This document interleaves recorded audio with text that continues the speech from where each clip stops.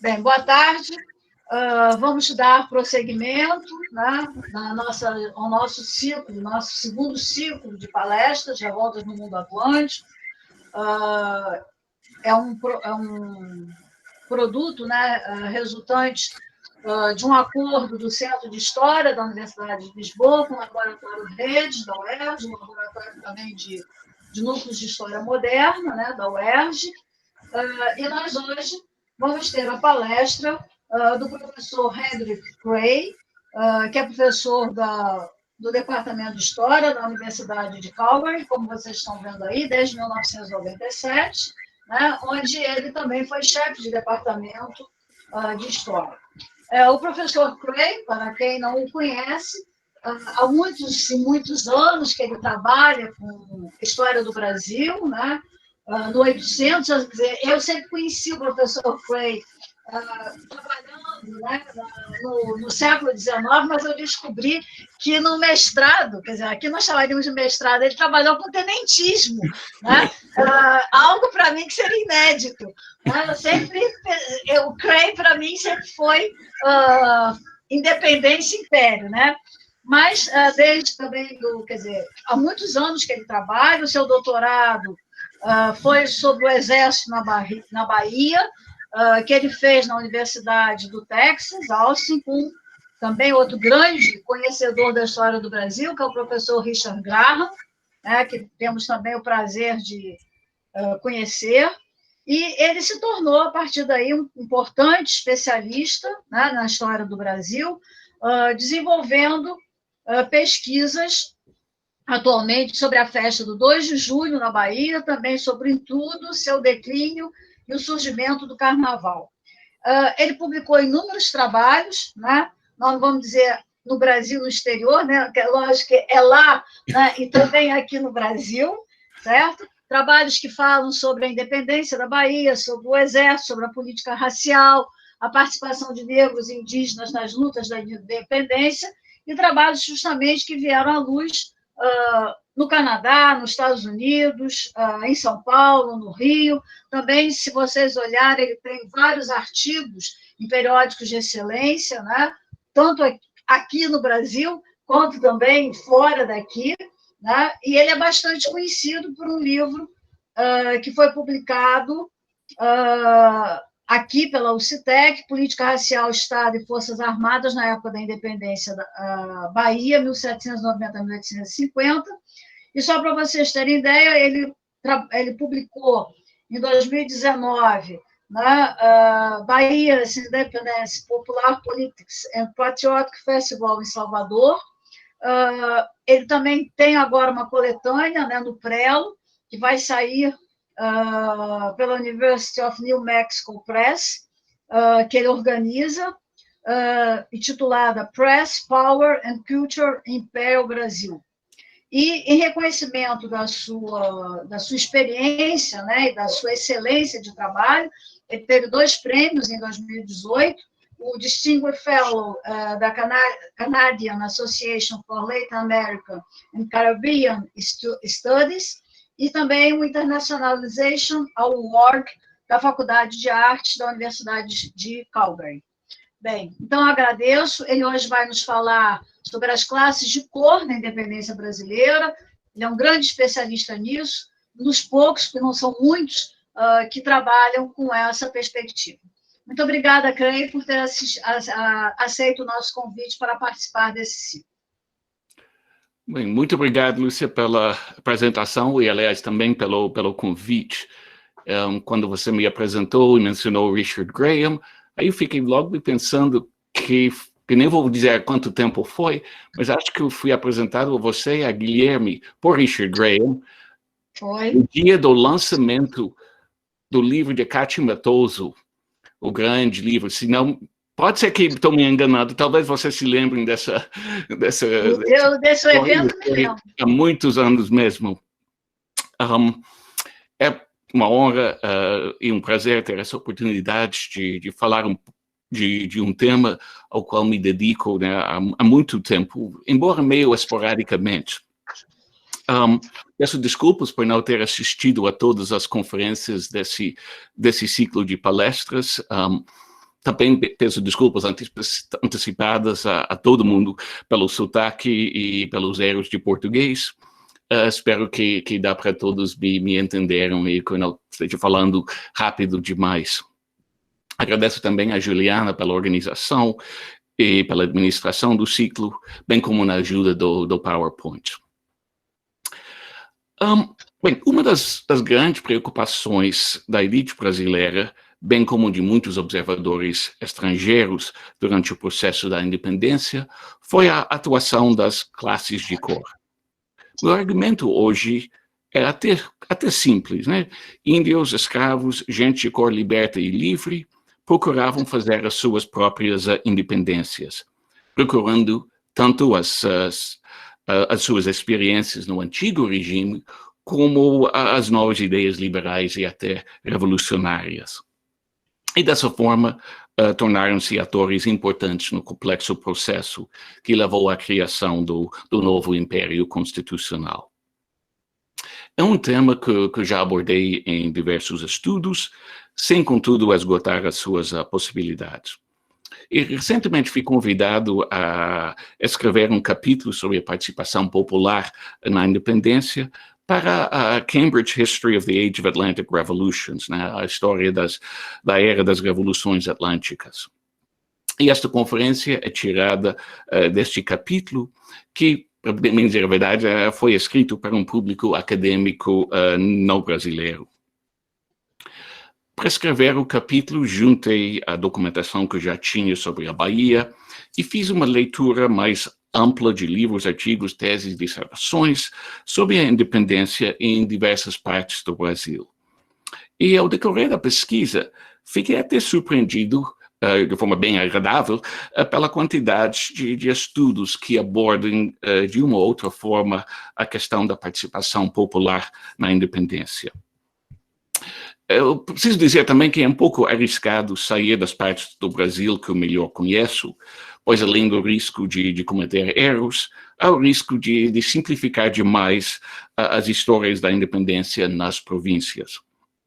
Ou mesmo tirar individualmente os exemplos dos seus próprios contextos. Mas, afinal de contas, é a única maneira de repensar a história. Também preciso reconhecer e agradecer aos muitos historiadores em cujas dissertações, teses, artigos e livros garimpei os exemplos que eu vou citar hoje. E no final do PowerPoint, para quem tiver interesse, é uma bibliografia seleta para quem interessa saber mais. Próximo slide, por favor.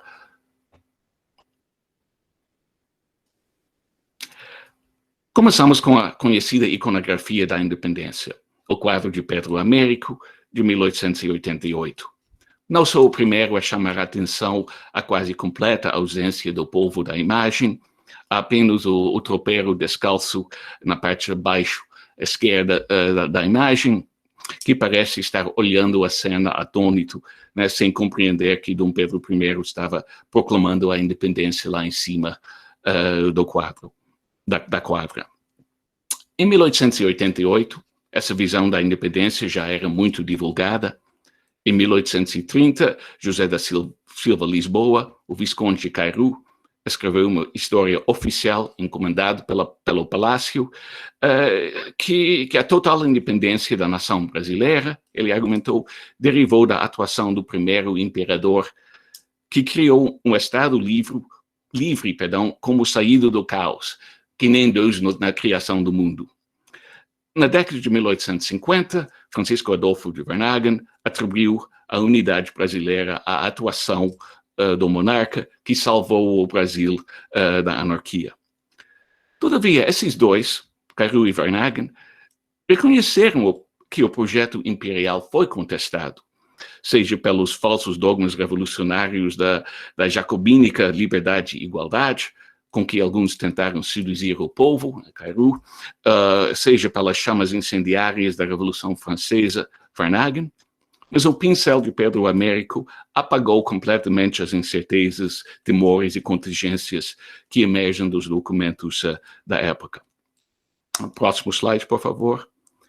Em outubro de 1820, por exemplo, dias depois da chegada de notícias da Revolução em Portugal, Felisberto Caldera Brant Pontes, o futuro Marquês de Barbacena, então inspetor-geral das tropas da Bahia, preocupava-se com a peste revolucionária que parecia ser, né, a moléstia do nosso século. Sabe Deus que caráter desenvolverá ela, isto é, a Revolução do Porto, em um país de tantos negros e mulatos. Em janeiro de 1821, o observador francês da situação no Rio de Janeiro lamentou que falar de constituições não passava de colocar o punhal nas mãos da gente de cor, para ser usado contra todos os brancos, tanto europeus como brasileiros. É até bastante raro achar uma avaliação positiva do povo brasileiro, como a de Pedro Labatut, o comandante do exército pacificador, que lutava contra as forças portuguesas na Bahia, que lamentou em fevereiro de 1823 que os homens ricos não mandavam seus filhos para as forças armadas, que então eram compostas da gente vulgarmente chamada de cor, a qual sempre se portou em todas as ocasiões com muito valor notável. Próximo slide. Boa parte da historiografia brasileira do século XX menosprezou a participação popular no processo da independência, ou simplesmente ignorou-a, como Oliveira Lima, que considerou a independência quase um desquite amigável. José Honório Rodrigues retratou o povo brasileiro como defensores patrióticos da unidade nacional. Outros, como o brasilinista Leslie Bethel, falaram da extraordinária continuidade política, econômica e social na transição de colônia a império independente, na qual não houve grandes movimentos sociais. É um ponto de vista ainda muito divulgado em sínteses da história da América Latina, na qual se enquadra o Brasil na Academia Norte-Americana.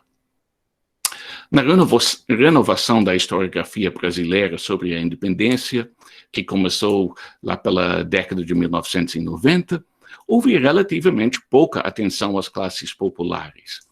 Em 2003, Andreas Lamiani e João Paulo Pimenta avisaram que não se encontraria uma discussão de indígenas e afrodescendentes no seu livro didático sobre a independência, pois ainda, na época, não havia, segundo eles, pesquisa suficiente. E este ano, podemos também citar, por um outro exemplo, o artigo que Lúcia Bastos publicou há muito pouco tempo na revista Almanac, um artigo sobre os esquecidos no processo de independência, na qual ela argumenta, né, que ainda há uma história a se fazer. Eu acho que não devemos exagerar a falta de estudo sobre o povo, a participação popular, as classes de cor no processo da independência. Como eu já mencionei, fiquei até surpreendido pela quantidade de dissertações, teses, artigos, livros, etc., com informações relevantes que achei para o capítulo. Mas o que eu não achei ao decorrer da pesquisa bibliográfica foi uma tentativa de sintetizar esses estudos dispersos e até, às vezes, isolados. E aí aqui está o desafio historiográfico. Como escrever uma história da independência que leve em conta o povo, que reconheça a sua derrota, pois o projeto triunfante de Dom Pedro I implicou a repressão de diversos movimentos mais ou menos populares, e uma história que analise a independência menos como um movimento pela emancipação política do Brasil, como se dizia no século XIX nas festas cívicas que eu estudei, e mais como o capítulo brasileiro da era das revoluções atlânticas, durante a qual se debatia todas as grandes questões sociais e políticas da época. Para fazê-la, é preciso sair do eixo Rio-São Paulo, onde é produzido a história nacional, e abandonar a estrutura que Varnhagen adotou para a sua história da independência do Brasil, escrita na década de 1870, mas somente publicada na década de 1910. Isto é, uma narrativa nacional, na qual Dom Pedro I é o personagem principal, seguida de capítulos sobre algumas das províncias. É preciso reconhecer que houve muitas independências. O que ocorreu em Pernambuco de 1817 a 24 foi, como bem lembra Evaldo Cabral de Melo, a outra independência. Mas ela certamente não esgota a história. Desde a década de 1820, patriotas baianos sustentaram, e ainda hoje sustentam, que o 2 de julho foi a realização definitiva da independência, e não o 7 de setembro.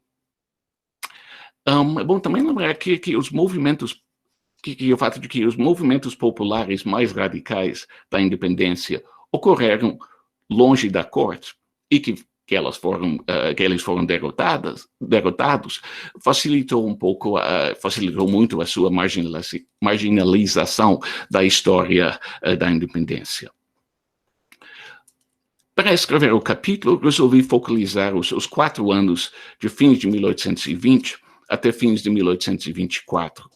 Isto é, da chegada das notícias sobre a Revolução do Porto até a derrota da Confederação do Equador em Pernambuco. E até a derrota do Levante dos Periquitos na Bahia, o afastamento de Miguel Bruce do governo do Maranhão e a repressão da insurgência de Camatá no Baixo Amazonas. Mas hoje, e também no capítulo, não vou me restringir a exemplos dessas quatro províncias. Antes de entrar no argumento, é preciso falar também um pouco das fontes. As classes de cor, as classes populares, o povo, eram em sua maioria, obviamente, analfabetas. Mas isso não quer dizer que fossem inteiramente desligados da cultura escrita. Mas a grande maioria das fontes, enfim, foram escritas por gente como Barbacena, aos quais interessava exagerar o radicalismo popular ou exagerar a ameaça representada pelas classes de cor, quando pediam, por exemplo, socorro da capital provincial ou da corte. A toda hora, por exemplo, falava-se da possibilidade da repetição da Revolução Haitiana. Mas como demonstraram João Reis e Flávio Gomes, e mais recentemente Marco Morel, isso não quer dizer que escravos ou livres estavam planejando uma versão brasileira do que ocorreu em torno de Cap Français em agosto de 1791. Nem que as divisões entre as elites brasileiras eram tão acirradas que facilitariam uma tal revolução. O Haiti, enfim, estava muito mais presente nos pesadelos dos que moravam na Casa Grande do que nos sonhos dos que ocupavam as senzalas. O problema é, enfim, o problema que todos os historiadores têm para acessar as ideias políticas populares.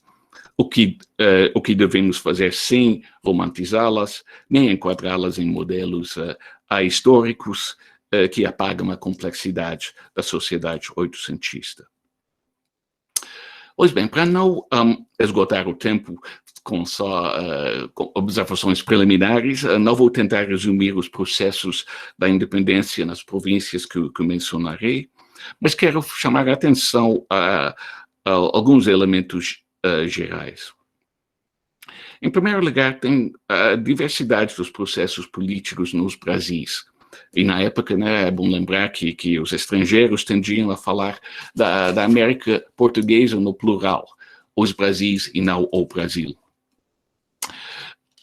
Mas todas as ex-capitanias, né, que se tornariam províncias durante esse processo, tinham em comum algumas coisas, inclusive profundas divisões nas suas elites, bem como algo muito inédito, né, uma esfera pública instaurada pelo vintismo. Circulavam quantidades enormes de panfletos políticos, né, estudados por Lúcia, com Marcelo Basílio e José Murilo de Carvalho. Fundava-se periódicos.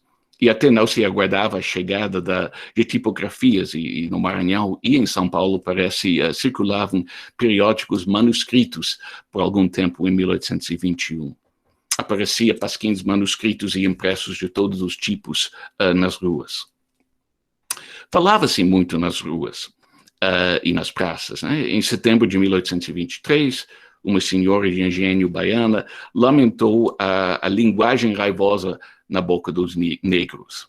Ela não registrou o conteúdo, mas reconheceu a sua cólera contra nós. Nas inúmeras devassas e nos muitos relatos posteriores, registrava-se uma infinidade de denúncias de discursos radicais que demonstram os temores das elites e podem, de certa forma, assim, exagerar o radicalismo popular, mas também são indícios do que mudou.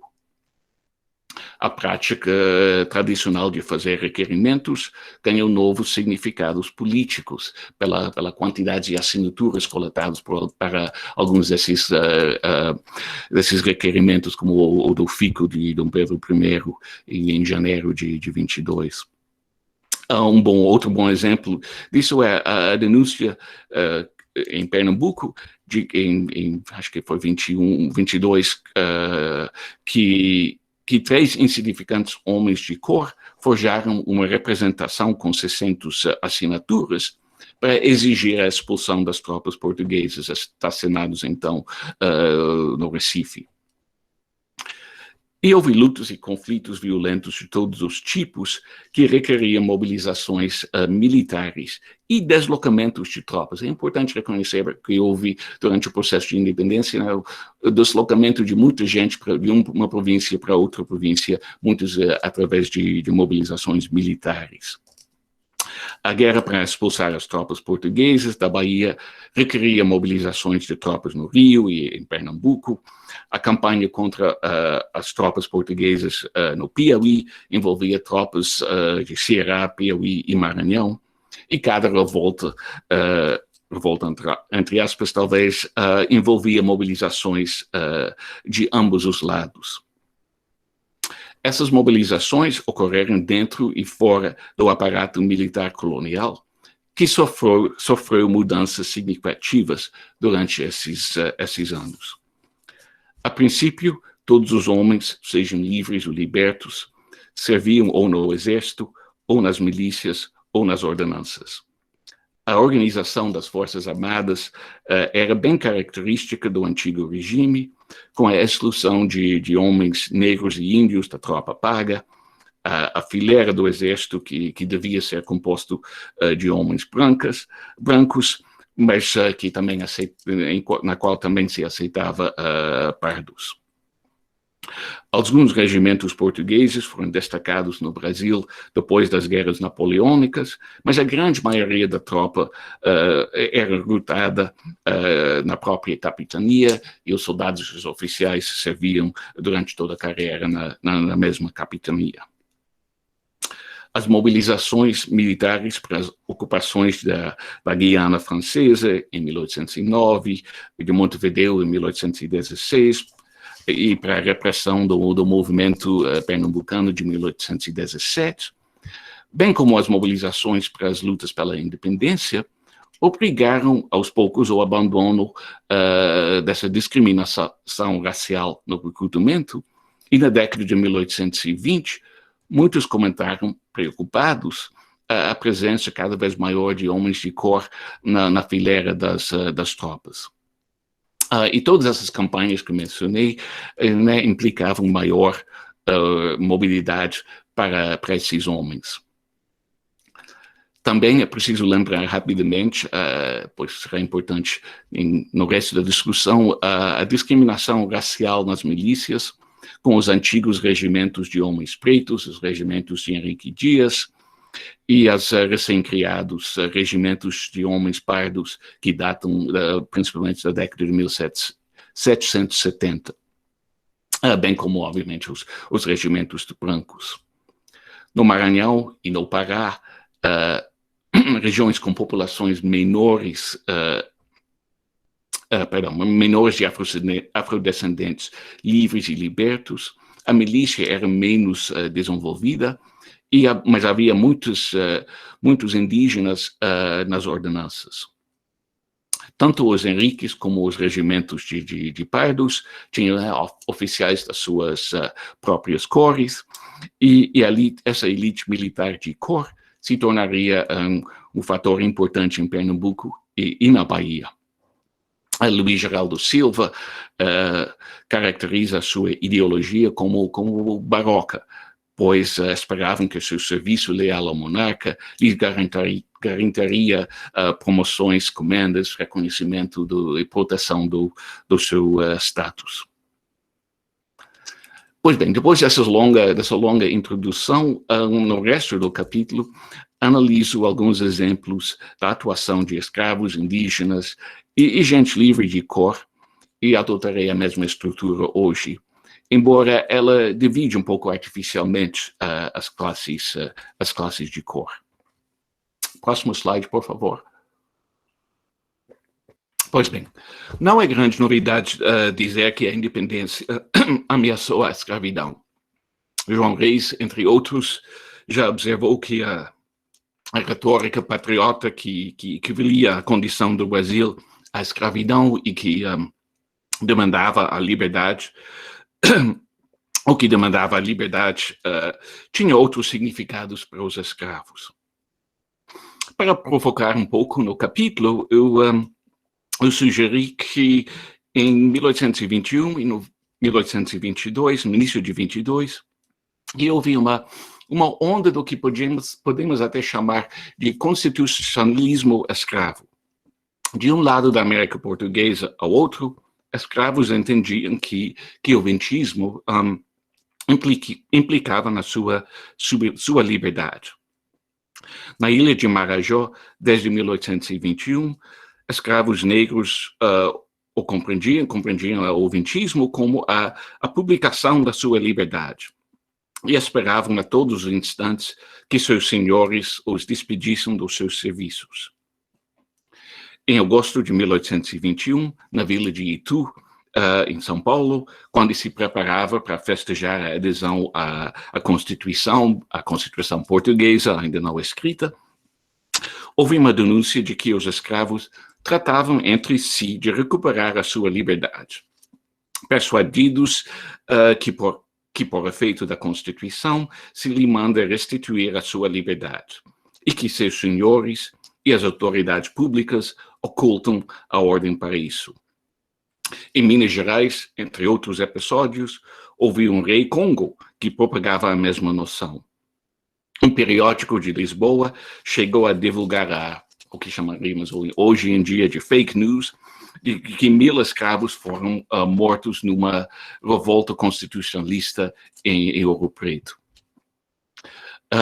Com muita frequência, atribuía-se esses episódios à atuação de agitadores ou à retórica incauta dos mais radicais, uma maneira ideologicamente aceitável de negar uma consciência política aos escravizados. Mas a quantidade desse tipo de denúncias é um indício de que alguma coisa estava acontecendo.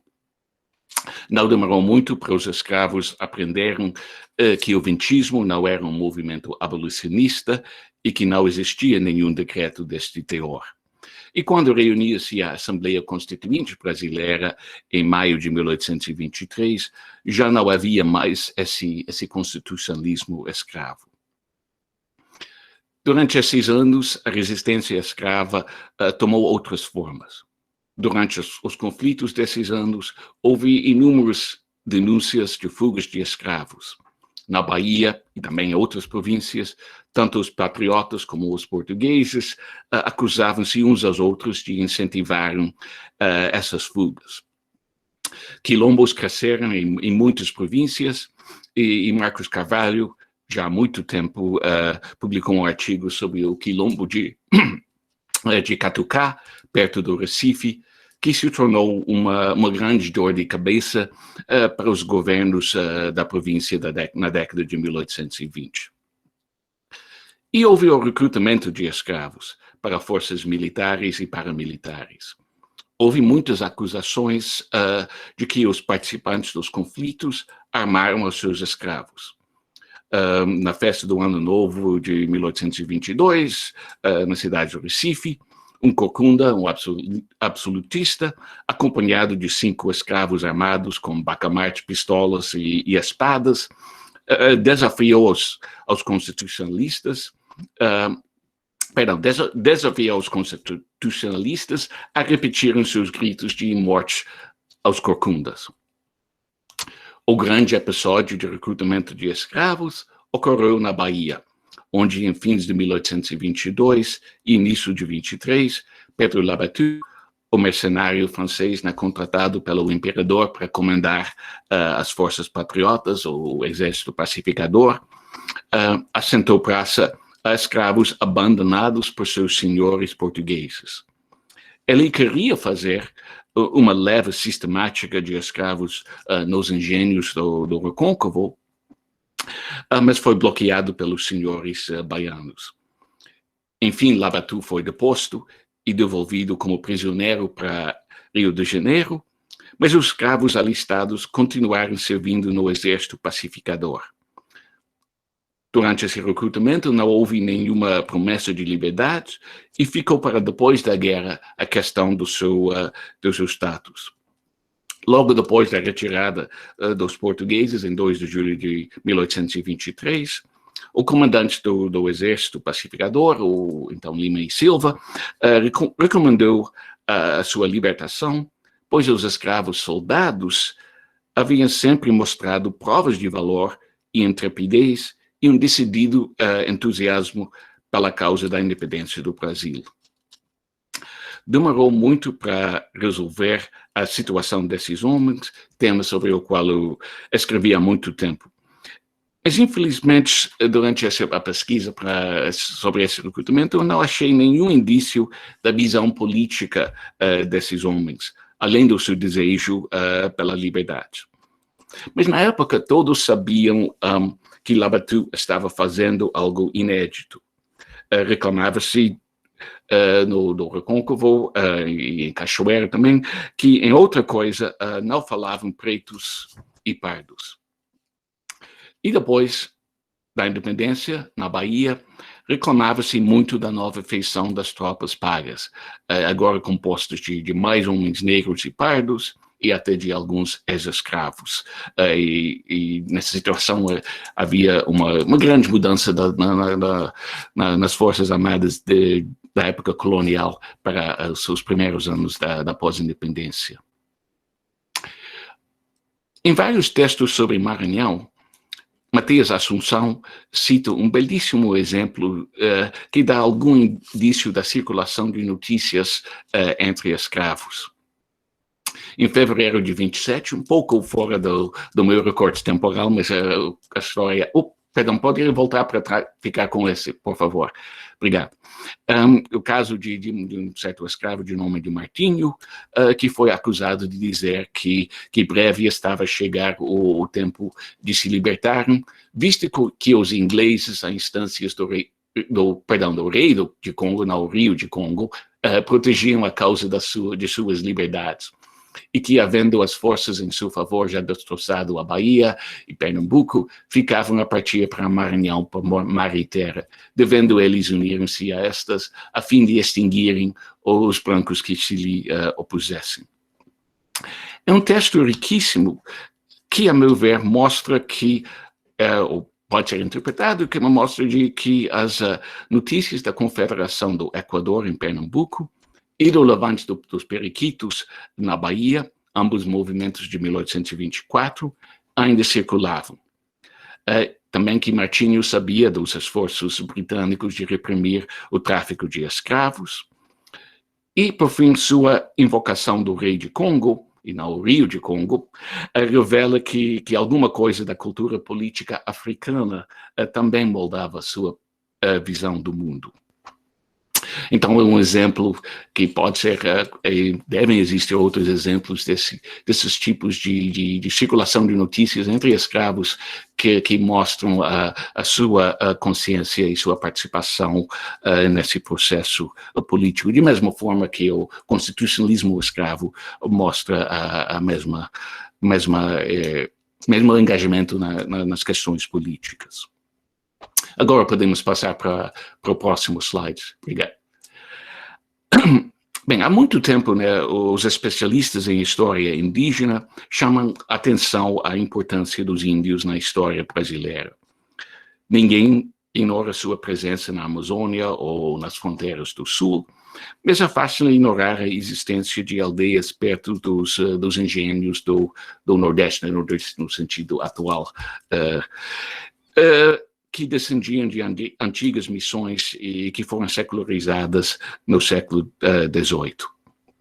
As reformas pombalinas visavam integrar os índios à sociedade luso-brasileira à base de certa igualdade, mas na prática, no Grão-Pará, os índios estavam sujeitos ainda a várias formas de trabalho forçado através das ordenanças.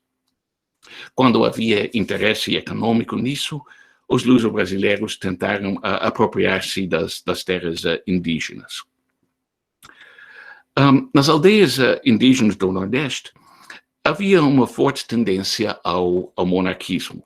As aldeias de Pernambuco e do Ceará lutaram contra a rebelião republicana de 1817.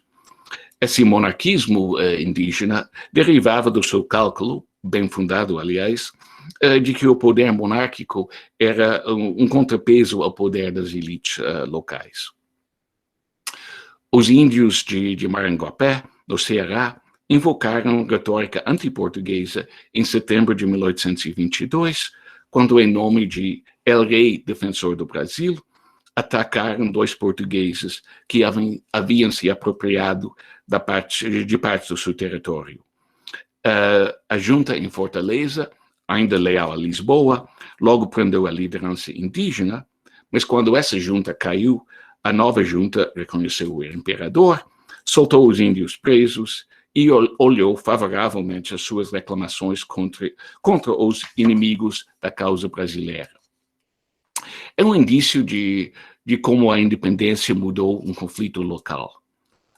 E também é um indício dessa circulação de notícias, onde não se sabia em setembro de 22 do grito de Ipiranga, no Ceará, mas parece que os líderes de Maranguapé já sabiam do título de defensor perpétuo que Pedro tinha tomado em 13 de maio daquele ano.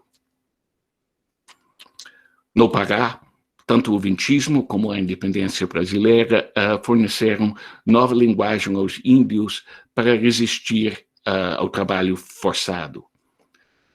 Em novembro de 1823, os índios de Hueras, no Pará, se recusaram a prestar o seu contingente para as ordenanças, dizendo que não eram índios e que eram cidadãos, e que se alguns oficiais inferiores tornassem lá, que eles tinham muita pólvora e muito chumbo.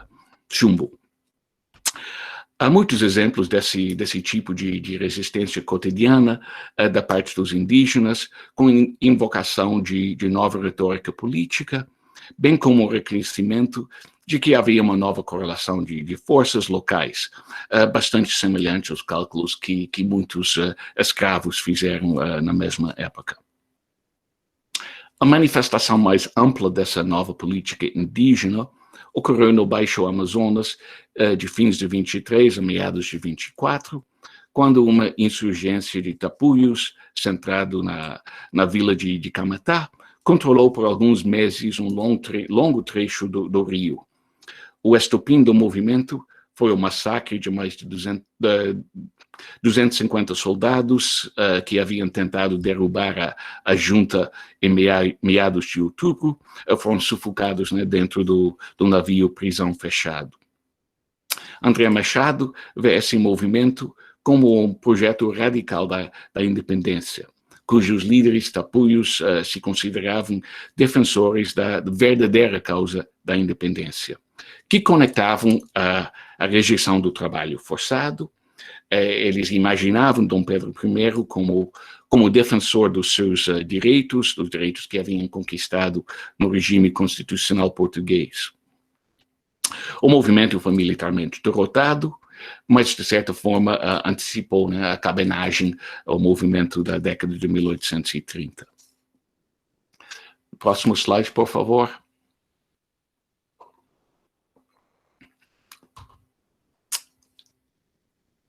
Enfim, as classes de cor, a política popular entre as classes de cor, livres e libertos, é uma coisa muito complexa. E é preciso reconhecer aqui que vai de posições as mais radicais e revolucionárias a posições ainda fortemente imbuídas da cultura do antigo regime. Alguns exemplos que eu vou mencionar, alguns bastante conhecidos, outros menos conhecidos, mostram um pouco dessa complexidade. Em fevereiro de 1823, o capitão Pedro da Silva Pedroso, um homem pardo e oficial de artilharia, já com um longo currículo de revolucionário que remontava a 1817, derrubou o governo de Pernambuco, então ligado aos senhores de engenho mais conservadores da Zona da Mata, o dito governo dos matutos. Pedroso era populista e tinha cultivado o apoio entre a população afrodescendente da cidade do Recife. Ele controlou o governo da província durante a última semana de fevereiro desse ano, e é dessa época que data a famosa quadra de marinheiros e caiados, todos devem se acabar, porque só pardos e pretos o país onde habitar. Na devassa, há muitas denúncias de que se dizia nas ruas que o Brasil pertencia aos negros e pardos, e não aos brancos e caiados, que se apoiavam Santo Domingo, Haiti, que se devia expulsar os portugueses, os marinheiros, além de muitas declarações de soberania popular, né, que o povo tinha direito de derrubar e eleger os governos que queria. A decisão do imperador, outro exemplo, passando para outra província, para a Bahia, a decisão do imperador de fechar a Assembleia Constituinte em novembro de 1823 provocou forte oposição, inclusive oposição popular. Parecia para muitos, né, a Vila Francada brasileira. Em Salvador, o Senado da Câmara, sob pressão militar e popular, protestou a medida. Houve violência contra portugueses e circulavam proclamações que conclamavam o povo a pegar em armas contra o imperador tirânico. Alguns dias depois, o Senado da Câmara voltou atrás e até apagou o protesto das atas. Então, nós sabemos exatamente o que a Câmara disse na primeira sessão. No início de 24, quando Pedro circulou o texto da sua Constituição para apreciação das câmaras das capitais, os diretores da opinião pública na classe dos pardos e pretos, bem como dos pobres e canalhas de todas as cores, na cidade de Salvador, espalharam um centro de correções ao projeto e que queriam, a torto e direito, ostentar-se de liberais.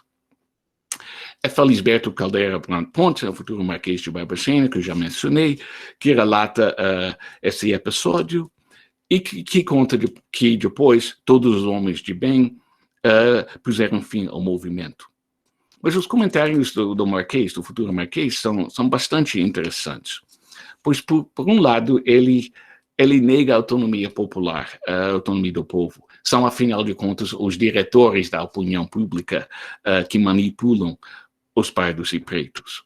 Mas, por outro lado, ele não pode não mencionar, ele acaba contra a vontade, parece, revelando que houve discussão aprofundada da nova carta.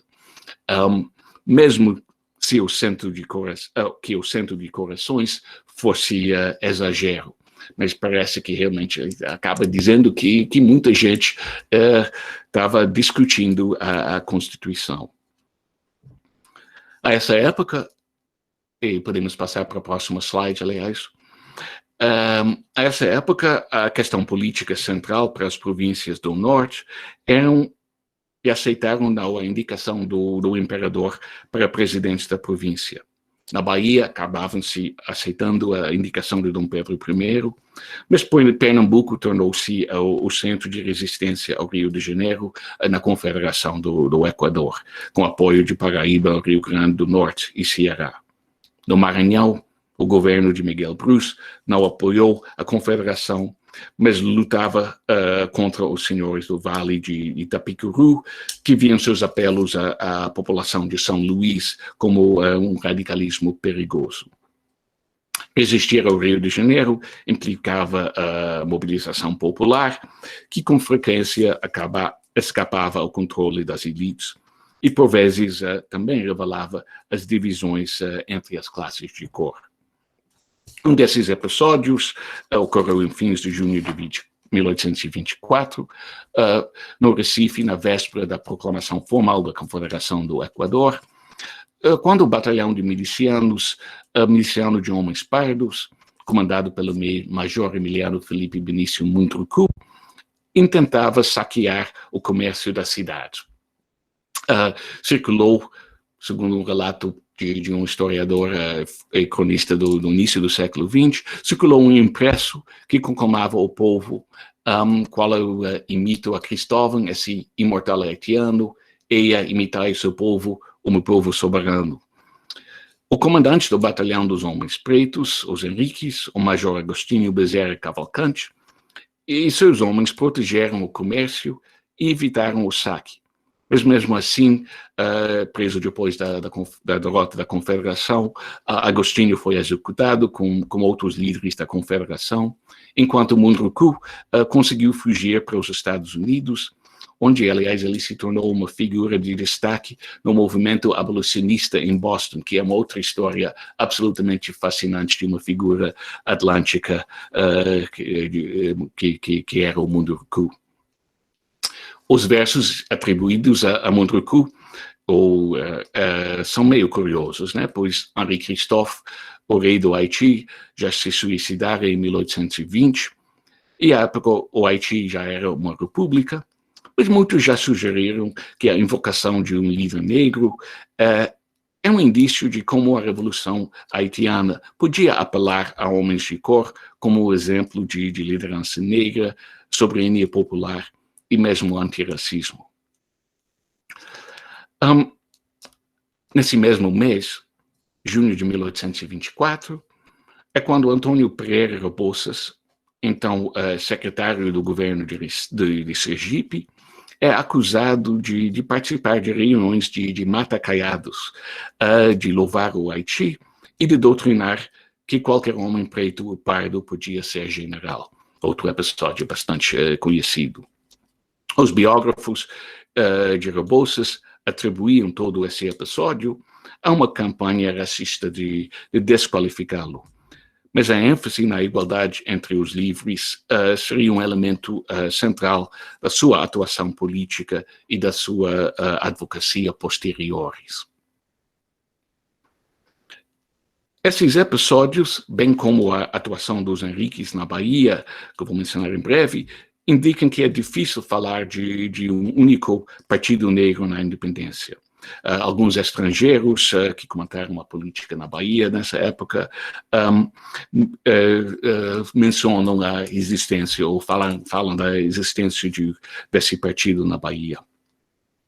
Os milicianos negros baianos lutaram ao lado patriota desde o início da guerra pela independência, e essa atuação essa participação da campanha contra os portugueses em Salvador reforçou o seu monarquismo. Afinal de contas, a campanha na Bahia era feita em nome de Dom Pedro I.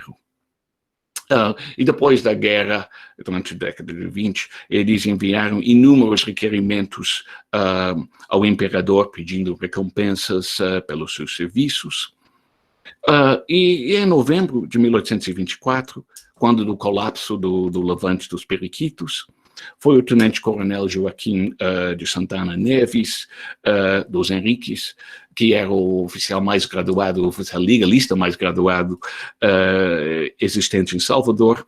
Foi ele quem organizou os milicianos negros para manter a ordem na cidade. E foi basicamente contra um levante da tropa regular, a tropa paga, soldados considerados perigosos por serem fazerem parte dessa mudança da composição social do exército. Então, os periquitos foram considerados um batalhão negro. Próximo slide, por favor. Também quero chamar um pouco de atenção aos múltiplos significados da retórica anti-portuguesa, que já mencionei em vários momentos, e que era recorrente na época da independência. Juntamente com várias tentativas, vários esforços para expulsar os portugueses, ou determinados portugueses da Bahia, do Brasil, perdão. São decretos para expulsar portugueses, normalmente limitados, e depois anulados quando era possível ignorar a pressão anti-portuguesa. Nessa retórica anti-portuguesa, e no processo, aliás, de criação de identidades opostas, né, portuguesa versus brasileira, que ocorreu intensamente nessa época, não se tratava, obviamente, simplesmente de lugar de nascimento. Tinha muito mais a ver com essas novas identidades baseadas em escolhas políticas.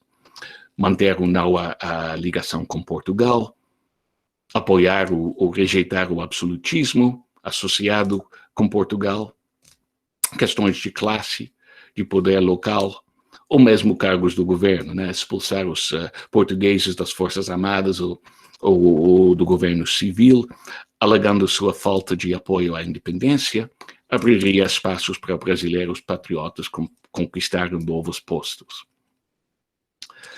Assim, a violência anti-portuguesa, chamada de lustros no Maranhão, era muito complexa.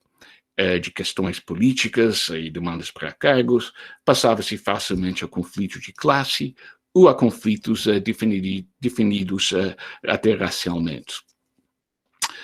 Um belíssimo indício dessa complexidade ocorreu em Rio de Contas, bem no interior da Bahia, de fins de 22 para o início de 23.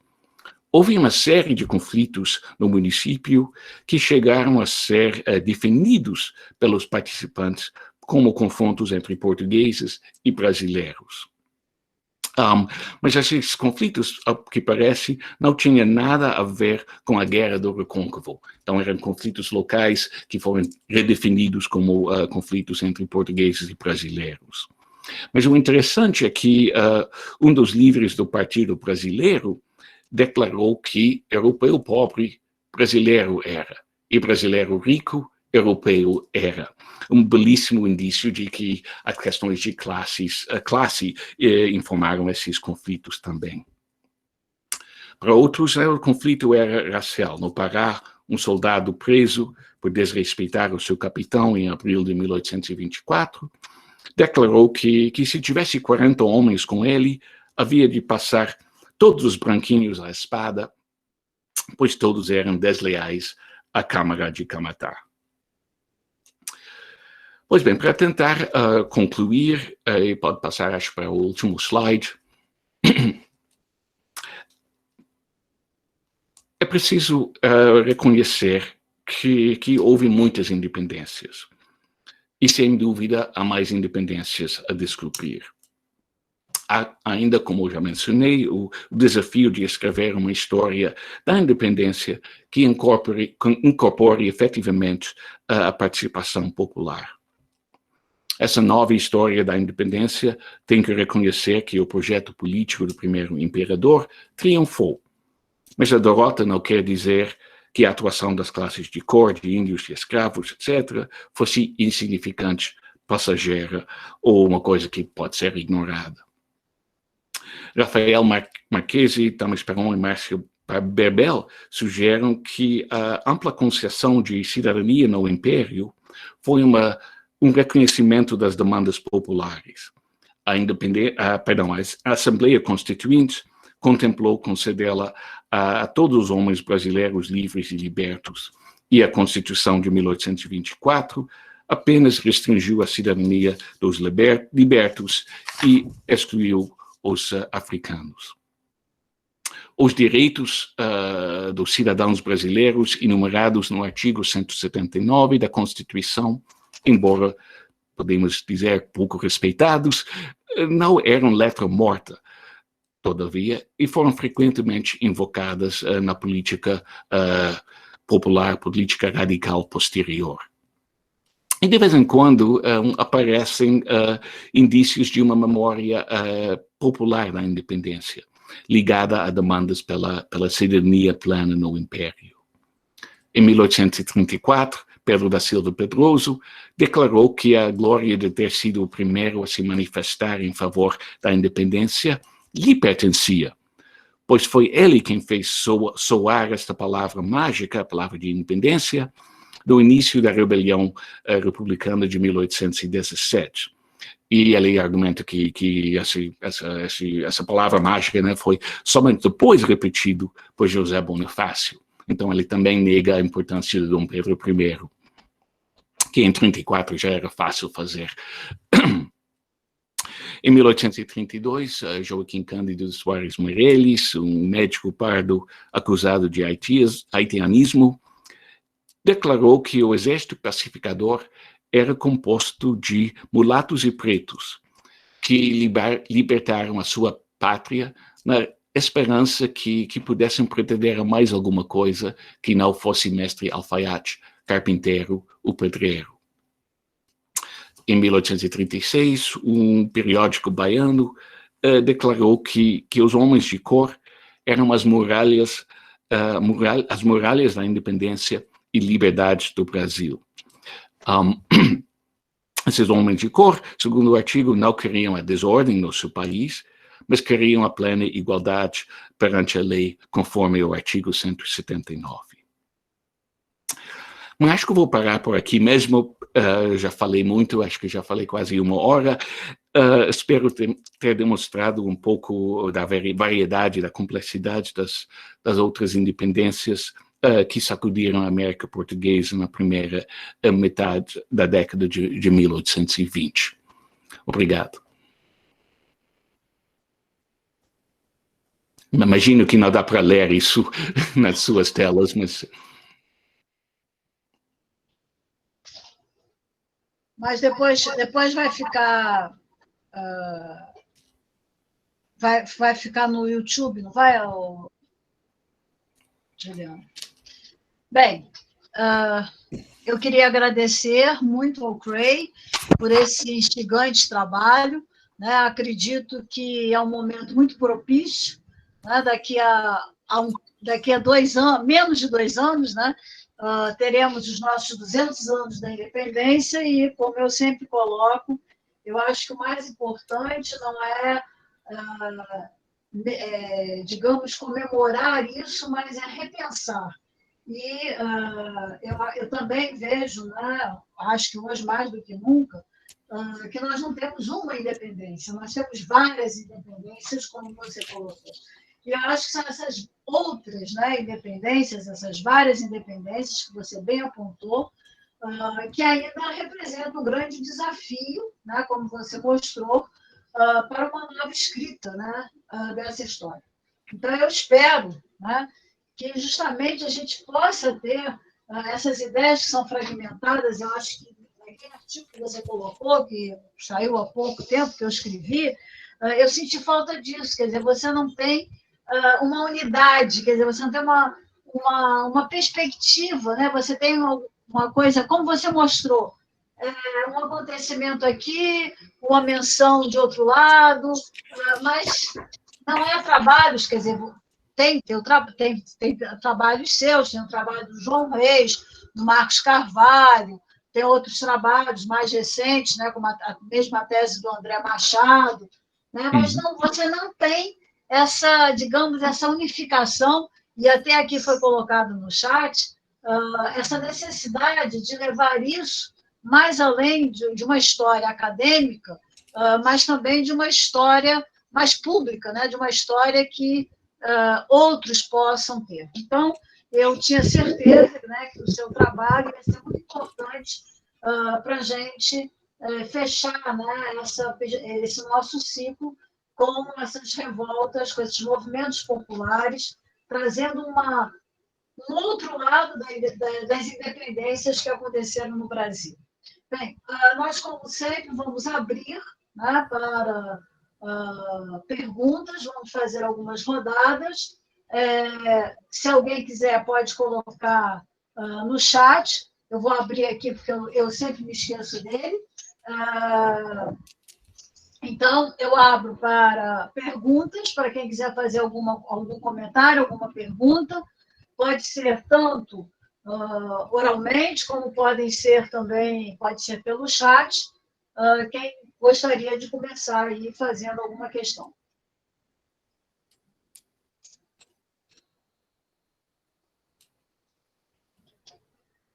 Bem, aqui já temos uma primeira pergunta no chat. Aqui, já vejo ela. Nilo Santos. Excelente palestra, professor Clay. O senhor poderia falar um pouco mais sobre como o Estado, no pós-independência, reorganizou as Forças Armadas para lidar com essas classes de cor e as contradições da sociedade oitocentista? Obrigado pela pergunta, Danilo. Essa é uma questão bastante interessante, bastante complicado Bem, eu estudei na tese do doutorado, que depois entrou no livro que a Lúcia mencionou na apresentação. Basicamente, houve dois processos, mas a história é bem complicado. Em primeiro lugar, na Bahia, e que eu não sei muito bem sobre as outras províncias, mas na Bahia houve, depois do levante dos periquitos, um grande esforço de tirar os ex-escravos e muitos dos homens negros das Forças Armadas, do Exército. Então, mandava-se muita gente para a Marinha, para servir em navios, que é menos perigoso do que servir em regimentos ou batalhões estacionados nas cidades. Então, tem essa tentativa de voltar digamos, ao embranquecer a fileira do Exército, que não foi muito bem sucedido, mas certamente tirou muita gente e muitos foram, como alguém disse depois do levante dos periquitos, muitos foram gozar das delícias do frio de Montevideo, falando em tempo e temperaturas, embora não seja tão frio do que aqui. Mas o processo mais interessante é que ocorre, que eu chamo da tentativa que no livro eu chamei de a tentativa de construir um exército nacional, que uma coisa que Dom Pedro I tenta depois da Guerra Cisplatina. Na Guerra Cisplatina, obriga ao envio de muitos batalhões de muitas das províncias para o sul para lutar contra Buenos Aires, e contra os patriotas uruguaios. E depois dessa guerra, em 28, o interessante é que o governo envia todos os batalhões não para suas províncias de origem, mas para outras províncias. E foi uma tentativa de, basicamente, cortar as conexões entre os batalhões e suas províncias, que facilitava, né, a sua participação na política local. Esse processo é revertido, interessantemente, em 31, pela regência, pois todos os militares queriam voltar para casa, ninguém queria servir em outra província. E consigo registrar isso muito bem na movimentação de tropas na Bahia, e que em 28, 29 tem uma série de batalhões de outras províncias estacionadas na Bahia, e depois eles voltam para casa em 31, e em 31 chegam os batalhões baianos de novo na Bahia, e isso tem muito a ver com a política e as revoltas baianas na década de 1830, que os militares que já tinha longas conexões há muito tempo com a política da sociedade local, voltam para a Bahia. Então, houve uma tentativa de construir um exército, que digo, de exército nacional, mas malogrou, pois a regência, que não tinha muito interesse em manter o exército em primeiro lugar, e tinha essa noção de federalismo que implicava devolver as tropas para as províncias de origem. Então, é só na década de 40, depois do regresso, que o exército começa realmente a instaurar uma política de rotatividade de batalhões entre as províncias, que acaba realmente separando os batalhões das províncias de origem. Espero que eu respondi as perguntas. Há outro aspecto, obviamente, que eu comecei a falar sobre o Exército. Terceiro ponto, obviamente, é a criação da Guarda Nacional em 1831, que implicava na dissolução de todos os batalhões de milícias, inclusive os batalhões de homens pardos e de homens pretos, os Henriques. E a dissolução desses batalhões foi uma coisa que muito magoou aos militares pardos e principalmente aos militares pretos na Bahia. E esses homens também acabaram entrando na política, até a política radical, embora seus desejos pela restauração da milícia segregada, dividido em batalhões para homens de cor e para brancos. Essa política não era muito liberal, vamos dizer. Outro aspecto dessa história que eu consegui constatar na Bahia é que, literalmente, nenhum oficial da milícia de homens pardos, nem dos Henriques, passou a ser eleito oficial na Guarda Nacional em Salvador. Então, houve uma grande mudança no quadro de oficiais e lideranças da milícia da segunda linha, que é a Guarda Nacional, né? De certa forma, era a continuação da milícia. Bem, acho que é suficiente assim para tratar dessa questão bastante complicada, bastante interessante, e que eu consegui na Bahia realmente fazer uma análise pormenorizada desses processos de mudança das Forças Armadas.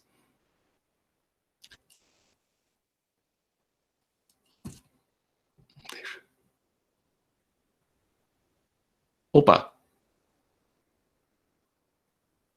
Seu áudio, Lúcia. Seu áudio. Deu um problema aqui. Peraí, desculpa, estava desligado. Craig, tem alguns comentários aqui sobre a questão dos recrutamentos. Então, eu vou ler, porque aí você pode também fazer aí as suas considerações. Uma é da Carol Pimentel, que diz que existe uma grande satisfação popular sobre essa questão dos recrutamentos, que essa questão chegou a ser discutida na Câmara dos Deputados, onde os deputados pedem esclarecimentos ao governo sobre os recrutamentos forçados. E Raíssa Cirino também fala sobre os recrutamentos forçados que originaram conflitos sérios no Maranhão, antes mesmo da balaiada.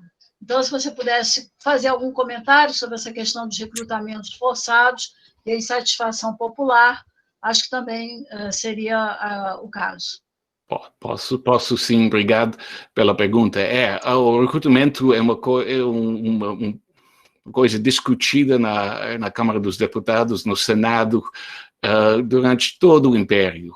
Não sei quantos projetos de lei para reformar o recrutamento forçado foram apresentados, debatidos, discutidos, emendados, e não deram em nada até a reforma de 1874, 73 para 74, que também malogrou. E o recrutamento forçado, aliás, é uma coisa que durou durante o Império todo. Mas tem Mas eu acho que a pergunta, e a pergunta da Raíssa também aponta, né, os conflitos sérios em determinados momentos. E uma coisa que é preciso lembrar é que o recrutamento forçado para o exército era uma coisa que nenhum homem queria ser recrutado à força, não há ninguém que queria que seu filho fosse arrancado da casa ou da roça e mandado para servir no exército. Mas o recrutamento forçado também não levou muita gente para o exército. O exército era pequeno, 15 mil homens no máximo, 5, 6 mil homens durante a regência. Um exército desse tamanho não precisava de muitos recrutas. E os grandes conflitos sobre o recrutamento forçado ocorreram durante episódios de guerra, de episódios de episódios de fortalecimento do exército, quando se precisava de mais homens. E são nesses momentos que há grandes reclamações sobre o recrutamento. O grande debate do primeiro reinado da Câmara dos Deputados sobre recrutamento são as denúncias do recrutamento durante a Guerra Cisplatina, quando se precisava muito de tropas, no Ceará, quando o Ceará estava sofrendo uma seca, tinha muita gente deslocado por causa da seca, que era facilmente, que as autoridades podiam facilmente designar como vadios, e eram facilmente pegar essa gente para serem recrutados. Então, era uma coisa que varia. Antes da baleada, houve também, a baleada, aliás, criticava muito o movimento da baleada no Maranhão, criticava muito o recrutamento forçado, mas é o recrutamento forçado que ocorria justamente numa época em que os novos governos do regresso, que estavam aumentando o efetivo do exército para continuar a campanha contra a Farroupilha, estavam recrutando muito. Então, é isso que fez o recrutamento ser uma coisa destacada, uma coisa importante para a baleada. Tem uma pergunta. Oh! O som, Lúcia. Eu desligo, desculpa. Temos mais duas aqui questões. Daniel Vasconcelos, que é da Universidade de Lisboa, agradece, ele pergunta: foi possível identificar elementos de discriminação racial, práticas discriminatórias que eram impostas aos militares de cor? Do ponto de vista conceitual, há alguma polêmica em se usar o termo racismo para o período? Né? E tem uma outra do Luiz José Silva, ele pergunta se o Partido Negro permaneceu como uma caracterização ou teve realmente participação nos conflitos, nos ditos conflitos locais. Pois é, racismo é uma palavra, um conceito complicado, se quiserem pensar a raça no sentido final do científico, do racismo científico do final do século XIX, e talvez seja difícil mesmo aplicar esse conceito à época da independência. Por outro lado, algumas das definições e alguns dos conflitos, das reclamações, muitas das reclamações parecem muito com o racismo mesmo. Mas elementos de discriminação, talvez seja melhor pensar nessa questão mais explícita, né? Obviamente, a própria escravidão é um exemplo dessa discriminação. O fato de que homens brancos não podiam ser escravizados é um exemplo de racismo, se quiserem empregar o conceito. Mas em termos dos militares, é muito claro que os oficiais, que homens pardos tinham muito menos acesso à oficialidade do que homens brancos. na história dos regimentos, dos batalhões milicianos, antes da independência, há uma enorme quantidade de exemplos de racismo, inclusive diversas tentativas que ocorreram em outras partes do Brasil também, e não só na Bahia, tentativas de eliminar a posição dos oficiais superiores negros e pardos e colocar homens brancos no comando dessas unidades, que é mais um exemplo. Se podia voltar para trás para a conspiração dos alfaiates, em que soldados como Luiz Gonzaga das Virgens e Veiga, entre outros que participaram dessa conspiração, reclamavam que não tinha como ser promovidos para além de cabo, ficavam somente nos postos inferiores no máximo. Diversos, na década de 1790, uma série de requerimentos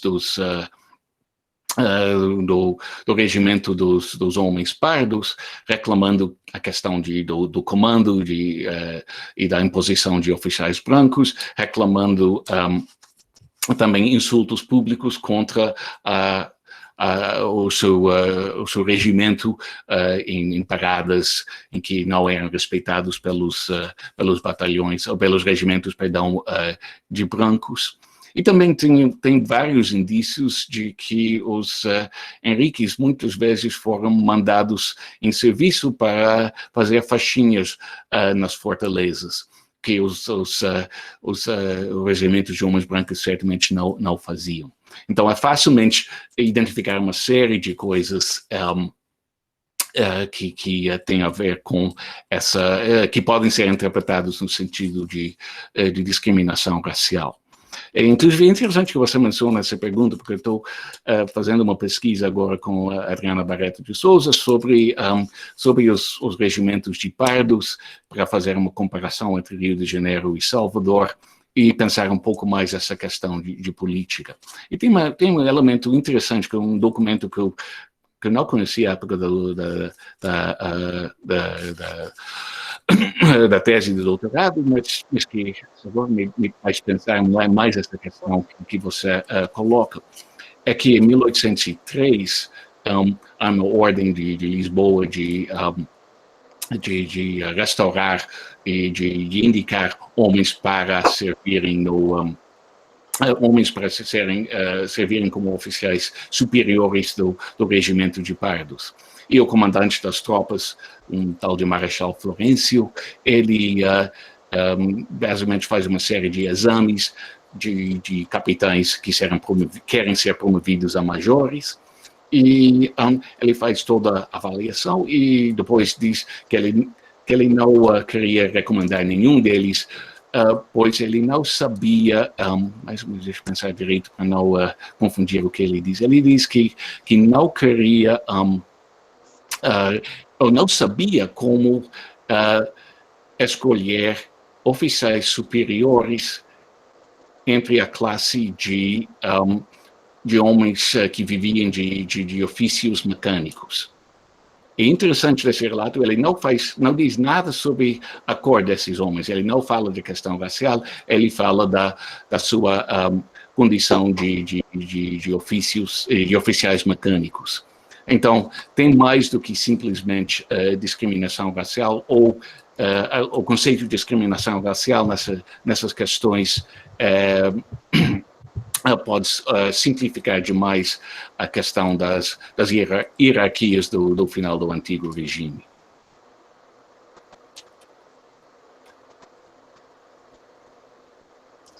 Bem, temos Guilherme, você quer perguntar alguma coisa? Porque depois tem o Guedes também. Em princípio, não. Quero dar parabéns ao Frei. É muito bom ouvir você de novo, ver diretamente. Teria algumas coisas para conversar, mas isso vai ficar para outra oportunidade. Tudo bem. Um abraço. Bom, então eu passo para o Guedes, que também pediu para fazer uma questão. Palavra é sua, Roberto. Obrigado, Lúcio. Obrigado, professor, pela palestra. Eu vou ser breve. Muito obrigado. Você acabou falando um pouco sobre isso na resposta, e eu estou com alguns trabalhos em mente que da Ana Paula Crispim, tem um outro para São Paulo, e há alguns exemplos de homens que tentaram a carreira militar no regimento de pardos e não foram bem-sucedidos e foram para o de brancos, e vice-versa. Ou seja, eles mudaram a sua raça, vamos dizer assim. O que era bastante comum, isso está presente em outros documentos. Mas aí eu quero perguntar, na perspectiva de quem está discriminando, qual é a raça dessas pessoas, se os termos forem raça? Quem são essas pessoas? Eu tenho muito isso na minha cabeça, porque geralmente as análises fazem um caminho inverso. E porque eu tenho dificuldade de crer que são todos arianos puros vindos de Portugal, vamos dizer assim. Como é que isso funciona? Desculpa, é uma indagação muito minha, uma questão que eu tento procurar na documentação e também não acho, às vezes. Então, eu estou colando do senhor, na verdade. Não. É uma ótima pergunta, realmente muito importante. E, basicamente, o problema é que ninguém sabe o que é branco. A questão da definição de branquitude é, basicamente, o problema, que não sabemos exatamente dizer o que é branco. Se eu puder até voltar ir para outro, não, eu acho que tem 2 ou 3 maneiras de responder a sua pergunta. Talvez fique melhor ficar com a milícia e as questões daquela época. Eu também tenho casos de homens que passaram do regimento do miliciano de pardos e depois foram servir e fizeram até uma carreira razoável no exército, no exército pago, então eram considerados implicitamente homens brancos. Eu não vi muitos casos realmente de homens que passaram, por exemplo, dos Henriques a um regimento de brancos. Isso não ocorria. O que ocorreu foi uma certa flexibilidade na categoria de pardos. Também me ocorreu outra coisa aqui, que tem um homem pardo que sempre servia nos Henriques, e até tem relatos contemporâneos que mencionam isso, que apesar de ser pardo, ele servia sempre nos Henriques. Então, aí é uma distinção. Sugeri no livro que a cor militar não se iludia muito. Isto é, uma vez listado nos Henriques, ficava nos Henriques e era considerado um homem preto no dizer da época. De mesma forma pardos, de mesma forma brancos. Mas a questão de definição de branquitude, até que ponto uma pessoa podia ser considerada uma pessoa branca, até que ponto ele se tornaria pardo, vai depender muito dos outros elementos, de questões de classe, questões de comportamento, questões de até opções políticas, que é muito fácil desqualificar uma pessoa, chamá-la de negro, de pardo. Então, essas questões são realmente muito difíceis de responder, e é preciso realmente voltar a pensar essas categorias. Eu publiquei no início deste ano, no início deste ano, um artigo sobre escravos brancos na segunda metade do Império, né, da década de 1850 à década de 1880. E foram casos de escravos que foram descobertos, considerados brancos, e logo libertos por mobilizações locais.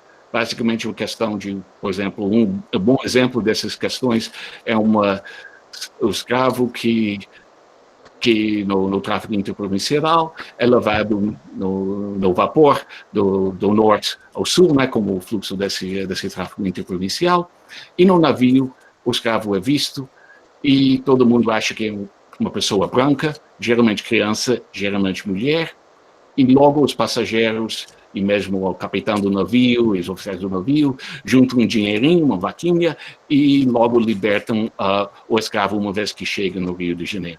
Encontrei nos jornais umas 60, 70 casos desse tipo, que vão da década de 1850 à década de 1880.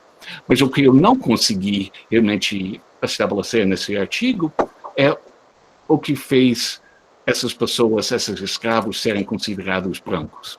Eu falava de aparência, beleza da menina, cabelos louros, e assim por diante, algumas coisas mas a questão que eu fui procurando também na literatura, achei muito pouco sobre a questão de o que era uma pessoa branca, o que era considerada a pessoa branca. Bem, eu não sei se respondi, acho que eu estou mais colocando perguntas a questões que devem ser pesquisado mais e devem ser pensado mais, porque realmente é uma questão importante que você coloca e é uma questão que eu não sei responder definitivamente. Obrigado, professor. Nós temos agora uma questão da Camila Borges, professora da UERJ. Oi, professor. Oi, muito obrigada pela palestra, foi excelente, trouxe excelentes reflexões, né, e me fez pensar muito, e a minha pergunta vai um pouco nesse sentido, para tentar descobrir e aprender um pouco com você, né, porque, um pouco na esteira da pergunta do Guedes também, né, porque eu trabalhei com a questão das condecorações honoríficas, dadas pelo Dom Pedro durante o processo de independência, né, quer dizer, aquelas ordens de Cristo, do Cruzeiro e tudo mais, então me debrucei sobre requerimentos que eram feitos solicitando essas condecorações, né, e aí a pessoa apresentava lá seu rol de serviços, né, para ser condecorado. E num desses requerimentos, que não me sai da cabeça, eu analisei muitos, né, uma pessoa, porque acontecia da pessoa pedir mais de uma vez, né, e ela não quer... Pedir até conseguir. Até conseguir, exatamente. Num desses casos, no final das contas, o sujeito escreve um requerimento lá mal criado, dizendo que ele tinha certeza que ele estava sendo negado porque ele não era branco. Ela isso, então, quer dizer, uma percepção dele próprio sobre a cor, né, eu não consegui me debruçar muito sobre isso, né, na verdade é realmente muito difícil você identificar a cor dessas pessoas que estão requerendo, né, enfim, e aí, a partir do que o Guedes falou, você mencionou também requerimentos, né, eu queria saber se você encontrou na documentação que você trabalha, enfim, algumas afirmativas nesse sentido, né, de estar sendo negado alguma graça, alguma mercê, porque, né, enfim, porque a pessoa não era considerada branca ou coisa desse tipo, né, porque esse sujeito, no caso desse requerimento, ele dizia, inclusive, que ele atuou a favor da causa do Brasil, né, que ele defendeu o Dom Pedro, enfim, mostrou o papel dele nesse processo, mas que não era reconhecido porque ele não era branco. Então, assim, é uma coisa que eu tenho muita vontade de me debruçar mais, e queria saber se você encontra isso nas suas pesquisas com frequência, enfim. É isso. É um caso muito interessante que você achou, porque eu não me lembro de ter visto nenhum requerimento em que a pessoa falava uma coisa dessas que certamente garantiria que o requerimento fosse negado, que ele não ia receber a graça requerida. Então, me parece que foi um desabafo meio interessante dele, e por isso seria muito interessante pesquisar mais para saber mais sobre o histórico dele, outros detalhes. Eu não vi nenhuma pessoa que tivesse feito um requerimento tão estúpido, né? Que não ia acho que estou falando mal nisso, mas que não ia ser bem sucedido.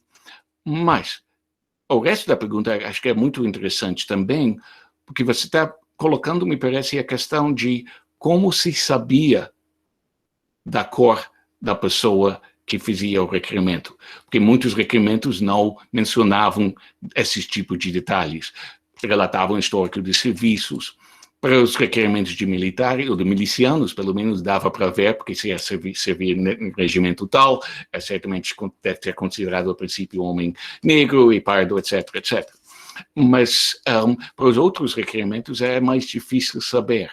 E aí que está uma questão interessante. Às vezes, se a pessoa tivesse incluído certidão de nascimento por alguma razão, ou outros detalhes, às vezes mencionava a cor, mas talvez a questão seja de ler nas entrelinhas dos despachos, dos comentários, das avaliações, dos informes, nos requerimentos em que as autoridades falavam ou mencionavam a condição da pessoa, ou comentavam aspectos da sua posição social que dava para inferir e que a cor da pessoa, ou davam às autoridades a inferirem o que devem fazer com essa pessoa. E, então, o problema é que, às vezes, e com frequência, aliás, não se falava de cor. Era presente, mas sem discutido, sem mencionado, sem ser explícito. E aí que é a grande dificuldade nessas fontes. Inclusive, tem até coisas que, durante boa parte do Império, as informações coletadas, as informações básicas coletadas sobre os soldados do Exército não incluíam a cor do homem. E depois, essa informação básica da fé do ofício é mandado para as autoridades civis quando o soldado desertava.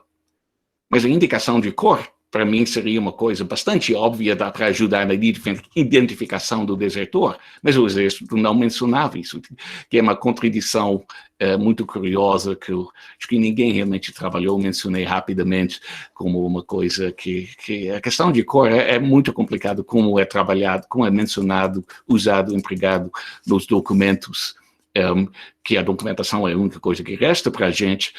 Mas a documentação não era a única coisa que as pessoas contemporâneas tinham para pensar o que fazer com a pessoa com o requerimento. Não sei se respondi diretamente, mas o seu caso é fascinante, essa história de uma pessoa que desabafou dessa forma. Bem, agora eu quero fazer um comentário, Guilherme.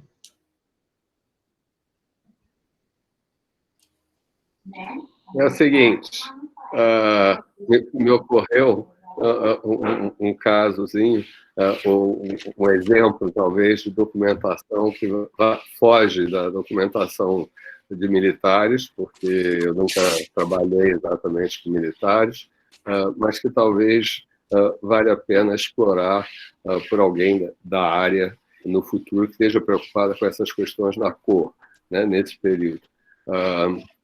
No fundo, a gente não tem para essa época como documento, são exatamente as fotografias. As fotografias, Então, é muito difícil da gente avaliar. Realmente vai depender muito da avaliação dos contemporâneos, muito subjetiva, com certeza. Eu tenho quase certeza que Cray falou aí do Luiz Gonzaga das Virgens. Eu tenho quase certeza que tem algum documento dele, já faz tempo que eu não mexo com essa documentação, onde ele dizia Luiz Gonzaga das Virgens, homem pardo. Uhum. Ele assumia a condição de pardo, né? Esse é um detalhe. Mas o que me passou pela cabeça, principalmente quando a Camila falou, são duas fontes onde talvez apareça essa categorização. Uma delas se aplica aos religiosos, aos candidatos ao sacerdócio, quando faziam como é que se chama aquilo?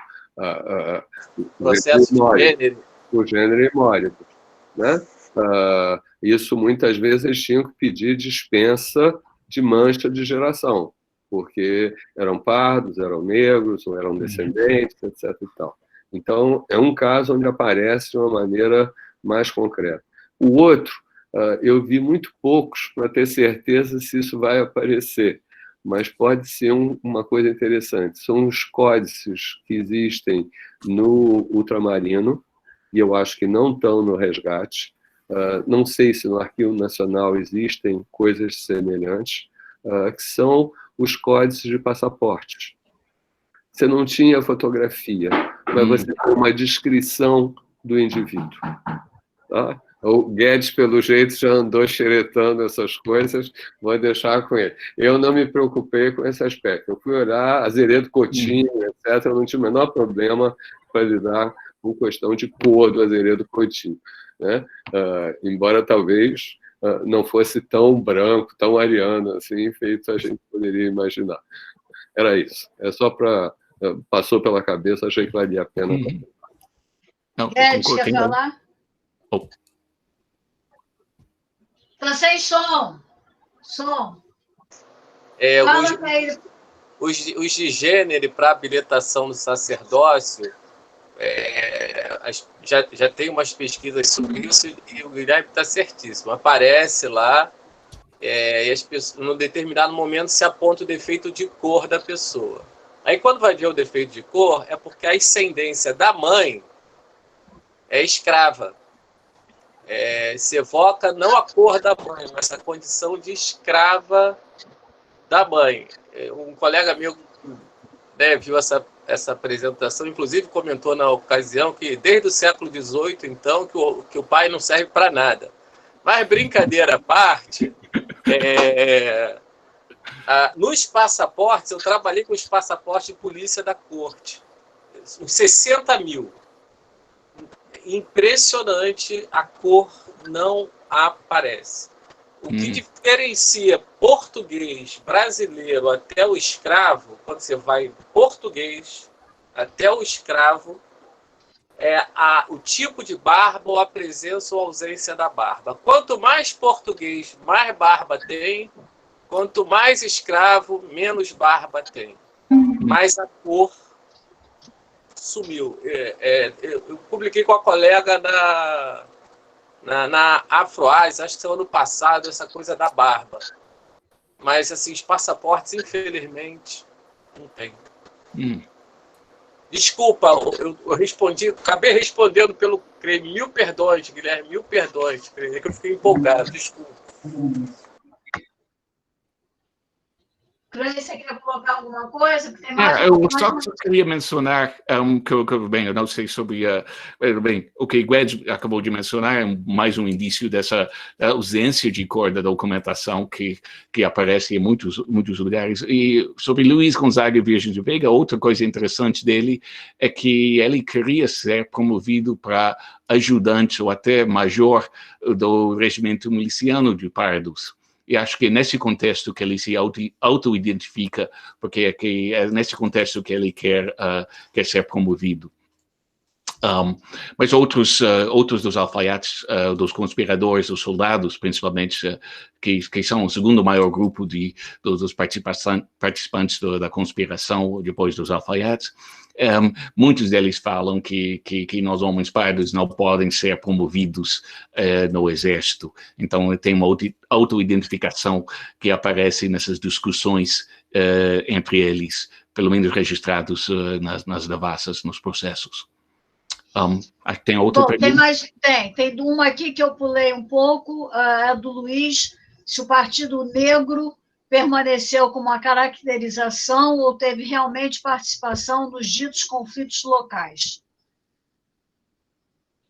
Eu não sei se eu entendi a pergunta. Está escrita ou... Está escrita um pouco mais acima. Às 15h23, Luiz José Silva. O partido permaneceu como caracterização ou teve realmente... Bem, eu acho que não há como responder exatamente, não há como responder essa pergunta, porque a questão de se era um partido negro era mais questão de observadores.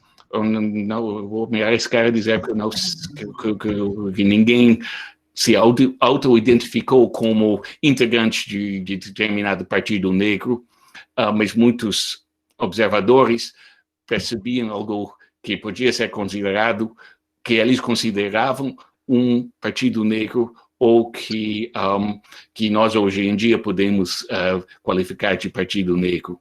Mas eu acho que essa categoria tão ampla, que junta todo mundo que podem ser considerado negro, né? Podia ser pensar partido afrodescendente, que não faz muito sentido, porque realmente não havia tanta unidade, havia muitas posições, e essa é uma coisa que eu queria, tentei destacar na própria conferência.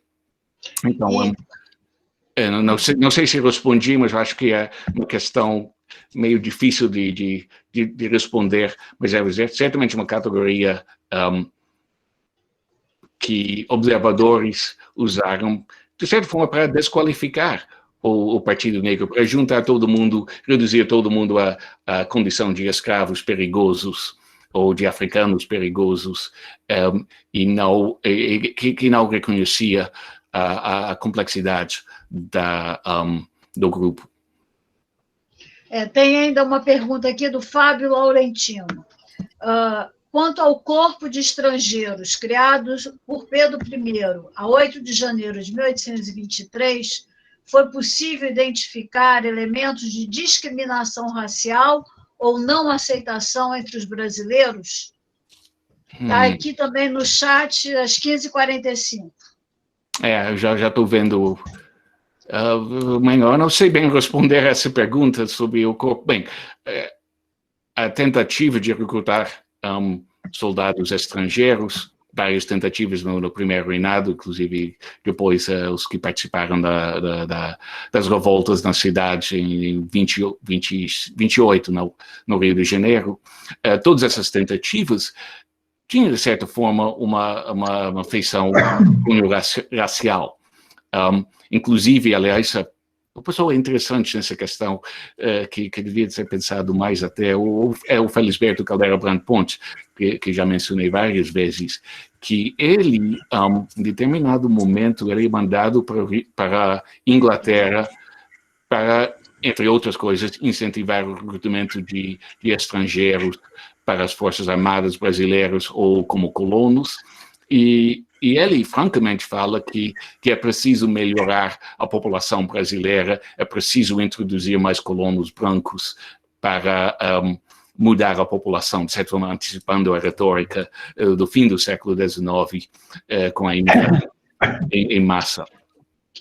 Então, eu acho que, a princípio, essa criação de um corpo de estrangeiros tinha certos elementos de discriminação racial nela. Acho que é só isso mesmo que eu posso responder a essa pergunta. Se me ocorre mais, depois eu falo. Mais alguma questão? Bom, eu teria uma pergunta também para fazer, saindo um pouco da questão da cor, né? É uma coisa que me intriga muito, porque, como você disse, Zé Murilo, Marcelo e eu trabalhamos com os panfletos manuscritos, aqueles pasquins manuscritos, né? E eram pasquins publicados no Rio, na Bahia, e nós achamos alguns no Maranhão, depois que o livro foi publicado. Nós publicamos um livro no Rio e Bahia. Agora não, já há algum tempo, tem 5 anos, nós achamos, atrás nós achamos no Maranhão. É claro que é uma linguagem totalmente distinta. É uma linguagem muito mais popular, cheia de erros, né, com erros de gramática, que refletem que não é claro, uma pessoa que sabe ler e escrever, não é letrada, não é ninguém que estudou com letra como aqueles dos panfletos impressos. E foi um dado que nos chamou muita atenção, é que não há menção à escravidão. Somente no Maranhão é que nós temos, num panfleto, uma menção à escravidão da seguinte maneira: um senhor de escravos é considerado um corcunda porque ele castigava os seus escravos. Tá? Mas não há nada. Quer dizer, aí eu pergunto, você achou alguma coisa em relação a isso? Porque essa é uma documentação que pode nos ajudar também a ter esse outro lado da independência, né? Essa outra perspectiva das independências. Mas a gente não acha, quer dizer, não acha nada. É claro, os escravos não são... Há escravos que sabem ler e escrever, né? E não sei se foram panfletos que foram destruídos, não chegaram até nós, não sei. Mas aí eu pergunto se você tem algum dado sobre isso, né? E por quê? Né? Quer dizer, é uma questão que ficou para nós três, né? Sem resposta, por assim dizer. Eu não sei como lhe responder, porque realmente eu não descobri nenhum panfleto, nenhum pasquim interessante que eu posso comentar. Mas me ocorre uma pergunta, uma coisa que eu até, depois que eu escrevi o texto, eu me dei conta que tem esses meia dúzia, são poucos, né, do Maranhão, no site da biblioteca de lá, que até são disponíveis para todo mundo, se não me engano. Mas que eu não trabalhei esses documentos, que eu não sei bem comentar o que dizem. Tem também tem um do Sergipe, que Luiz Mott cita. Ele menciona que se eu tivesse ido ao Brasil este ano, eu teria procurado no Arquivo Nacional para ver esse documento, que parece que está lá mesmo, e ele Mott deixou a citação. Mas uma coisa que eu queria perguntar para você é que a coletânea que vocês publicaram, né, esses pasquins e panfletos da independência, os manuscritos, como é que foi que essa coletânea deles ficou no arquivo do Itamaraty? Né, que talvez a questão seria não a falta de achar outros, mas a raridade de ter uma coletânea tão grande desses pasquins manuscritos que vocês conseguiram trabalhar naquele livro que eu cito algumas vezes no capítulo que vai sair daqui um ano, sei lá quando. Mas aí fica essa pergunta, como é que realmente foi, como é que foi que esses panfletos chegaram, esses pasquins manuscritos chegaram aos nossos dias? Que o mais comum seria que fossem perdidos. Olha, nós procuramos durante muito tempo na Biblioteca Nacional e no Arquivo Nacional, foram muito poucas coisas. Fabiano, inclusive, me deve uma, porque ele achou um pequeno versinho numa caixa dentro do arquivo, mas aí não conseguiu anotar a caixa e depois nunca mais me disse qual era a caixa. E naquela maldita coleção dos negócios de Portugal, que cada vez que eles arrumam, eles tiram, quer dizer, eles mudam o lugar. Mas nós sabíamos disso, né? A Kirsten Schultz falava alguma coisa, mas foi por um acaso que nós descobrimos esses panfletos no Itamaraty, no Ministério da Guerra, na Secretaria dos Negócios da Guerra. Por quê? Isso aí foi uma coisa até que depois também, conversando com o Guilherme, isso aí deveria, quer dizer, deveria ser recolhido pela intendência, porque tem uns que dizem que foi recolhido pela intendência, foi recolhido pela polícia, e aí eles foram parar no Ministério da Guerra, né, na documentação do Ministério da Guerra. Não consegui, quer dizer, depois nós estamos pensando, né, em refazer outra, quer dizer, ampliar um pouco esses documentos, a ideia seria visitar arquivos locais, que talvez tenham, mas era uma proposta, né, para os 200 anos, era uma proposta para realizar viagens esse ano, mas né, estamos impossibilitados. E eu acredito que no próprio arquivo do Itamaraty se encontrem mais coisas que nós não conseguimos pegar, porque aquele arquivo também ficou fechado durante muito tempo. Né? Então, é aquilo que abre e fecha, O Fabiano está dizendo, tipo, matem o Beresford, é muito delicado da sua parte. Eles chamam o Beresford, isso é um panfleto português de filho da com todas as letras. Né? Por que nós, brasileiros, deixamos este filho da voltar a Portugal? Não, são os portugueses que não gostam do Beresford. Mas, realmente, eu acredito que estejam, né? Estavam no Itamaraty, essa grande coleção. Alguns estão muito destruídos. É muito interessante, porque eles têm, quer dizer, você percebe, né, pedaços ainda da parede atrás do panfleto original. Né? E eu também acho que, se você vasculhar mais o Arquivo Nacional, na coleção Negócios de Portugal, que tem muita coisa que veio de Portugal para cá, né? Cartas, isso eu ainda achei, mas eu não tinha o original, quer dizer, eu transcrevi, mas não tinha o original para a gente fotografar. Então, e eu acho que no Arquivo da Bahia, como você falou, Sergipe, no Pará, não é possível que não haja nada no Pará. Né? Então, eu acredito que ainda tenha muita coisa perdida, São Paulo, Minas, né? O Rio Grande do Sul, que você teve é um processo pouco estudado, mas é outra independência também. Né? E então, eu não falei do sul do país também. Pois a Cisplatina, né? Tem a Ana Frega, que ajudou nos panfletos impressos, mas eu acredito que você ainda tem muita coisa aí para descobrir e tentar ver, porque realmente é uma produção de pessoas que são totalmente distintas daqueles dos panfletos impressos, e que mostram, não vamos dizer, não é a ralé, né, como eles chamavam na época, mas são as camadas mais baixas dessa sociedade. E também, provavelmente, você vai encontrar documentação nos arquivos do interior das províncias.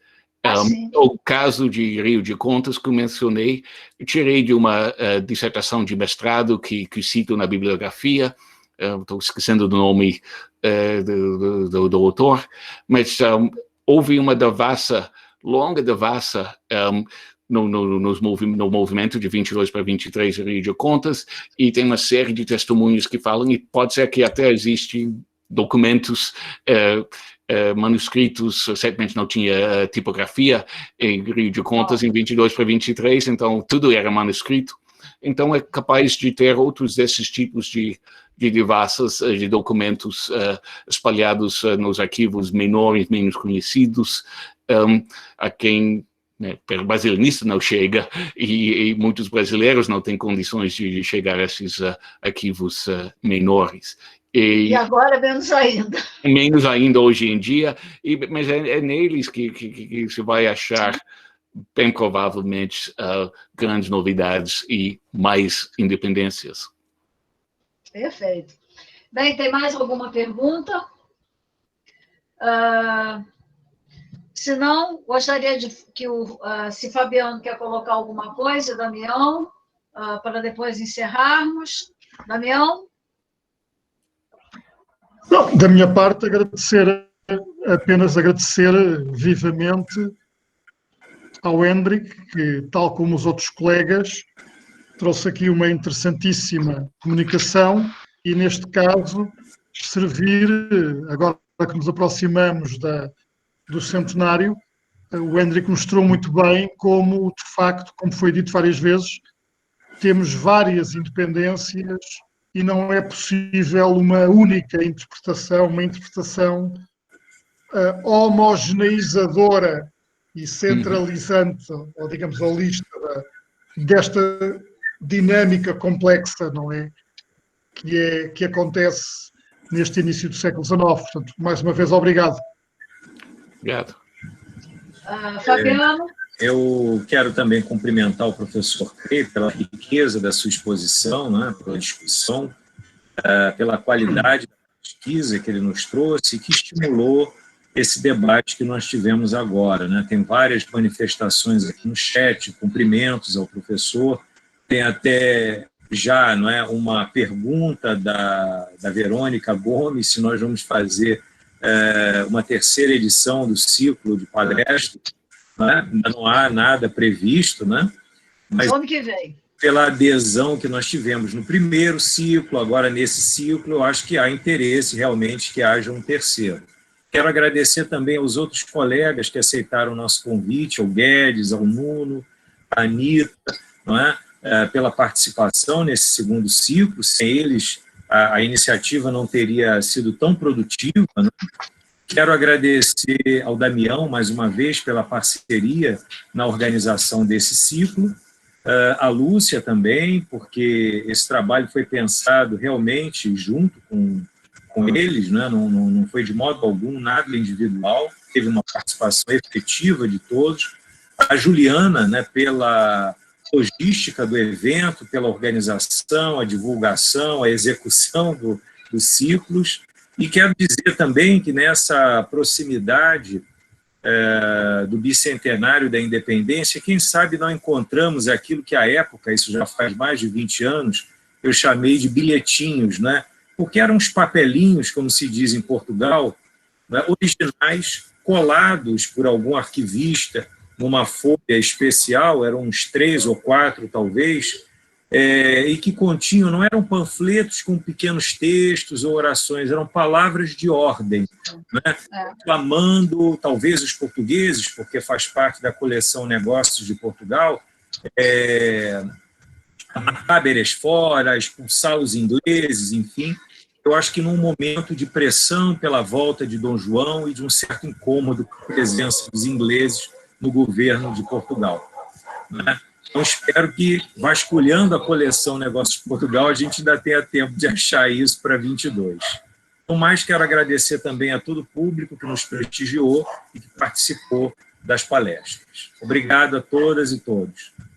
Bem, só queria, então, para finalizar, mais uma vez, agradecer a participação de todos, especialmente aqueles que justamente enriqueceram esse segundo ciclo, começando com o Nuno, com o Guedes, a Anitta, e agora com esse instigante trabalho do Gray, né? Foi bastante enriquecedor. Eu acho que muitos pontos foram levantados aqui sobre as questões mais diversas.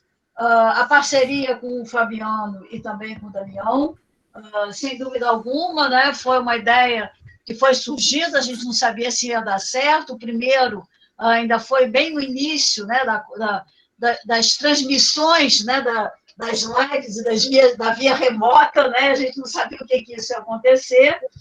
E, sem dúvida alguma, a figura indispensável desse ciclo, que é a Juliana. Né? Ela convida, ela faz os cartazes, ela manda as coisas para os que vão falar, para os que participam, e sem ela, dificilmente nós poderíamos ter esses ciclos, né? E quase ficamos sem ela, né? Eu estava vendo aqui como é que a gente ia conseguir.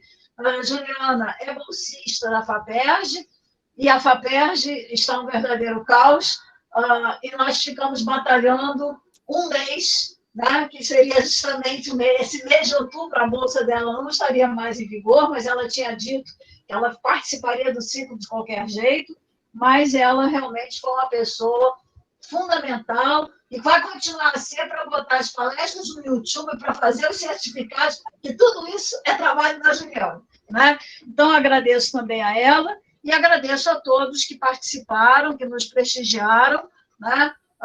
E, como vocês sabem, vocês vão receber depois uma notificação de quando as palestras vão ao ar, vão ficar no link, né? Ela prepara um link para cada palestra, e também quanto aos certificados. Não sei se Juliana tem alguma coisa que queira... Bom, então, muito obrigada a todos, uma boa tarde.